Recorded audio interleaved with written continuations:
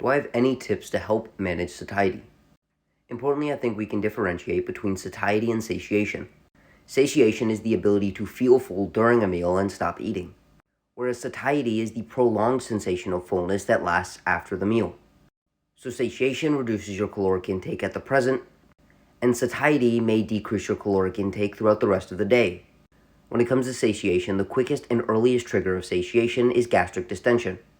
Essentially, when the volume of the contents in the stomach is great enough that the stomach begins to stretch and expand.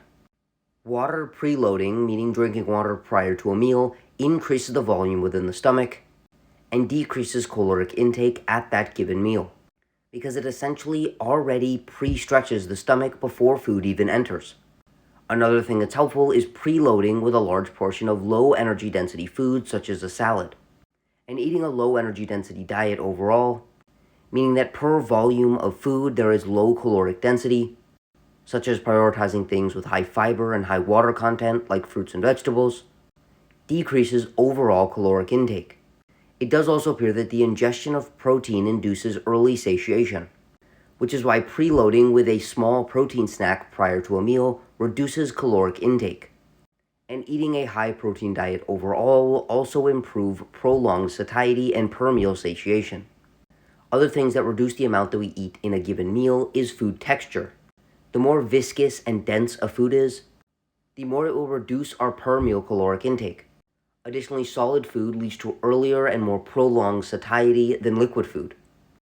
With that being said, if we move into satiety, which is feeling full throughout the entirety of the day, once again, a high protein diet appears to be extremely beneficial for reducing food intake. And coupled with a high calcium diet, can increase the production of GLP-1, a hormone with a principal role of suppressing food intake. When it comes to carbohydrates, complex carbohydrates reduce our hunger more than simple carbohydrates. Therefore, choosing things like potatoes and oatmeal rather than juice and honey. And again, this is strictly speaking about satiety. Another component of carbohydrates are resistant starches. These are essentially fiber-like molecules that form in things like potatoes and rice.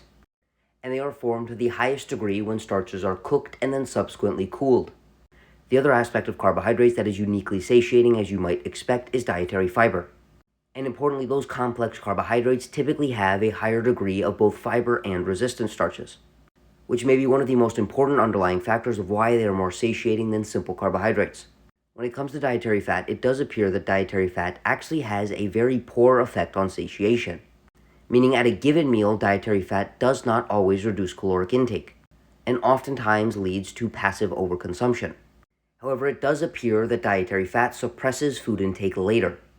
So dietary fat is still important for managing your caloric intake, but it will probably have a much more minimal effect compared to carbohydrates, fiber, protein, and food volume when it comes to making you feel full at a given meal. There are some more nuanced perspectives on dietary fat. Shorter chain fatty acids appear to be more satiating than long chain fatty acids. Chain length is simply an indication of how long the fatty acid is. The consumption of foods with medium chain fatty acids are more satiating than the consumption of food with long chain fatty acids. The last few things are the fact that the more processed a food is, the less satiating it is. So simply consuming a whole potato rather than mashed potatoes may slightly decrease hunger and overall food intake. Diets high in micronutrients also decrease the unpleasant hunger that comes along with caloric restriction. Another factor is breakfast. It actually appears that the consumption of breakfast decreases hunger and overall food intake throughout the day, specifically a high protein breakfast. Understand this is probably extremely individual. Some people will do better skipping breakfast, and others may find that a high protein breakfast may decrease their hunger and overall food intake throughout the rest of the day. And now the last thing that I will mention is some foods are simply just extremely satiating. For example, it appears that boiled potatoes are the most satiating food on the satiety index. This is likely due to a few reasons. They do have some micronutrients such as potassium and vitamin C. They are high in fiber and high in resistant starches. They are complex carbohydrates. And they have this odd molecule called potato protease inhibitor 2. And when this molecule is isolated and given to subjects, they show much higher satiety and a decreased desire to eat, indicating that some foods just have these unique properties that make them extremely satiating. So if there's a food that makes you extremely satiating, but it might not fit all or any of the criteria I listed in this video, That doesn't mean it's not a satiating food, because it may have another unique property that makes it extremely satiating for everyone or even just for you. But on average, this is what appears to work for the majority of people. With that being said, if you would like an individualized approach to your nutrition and lifestyle to optimize your health, energy, and body composition, send me a DM to sign up for coaching.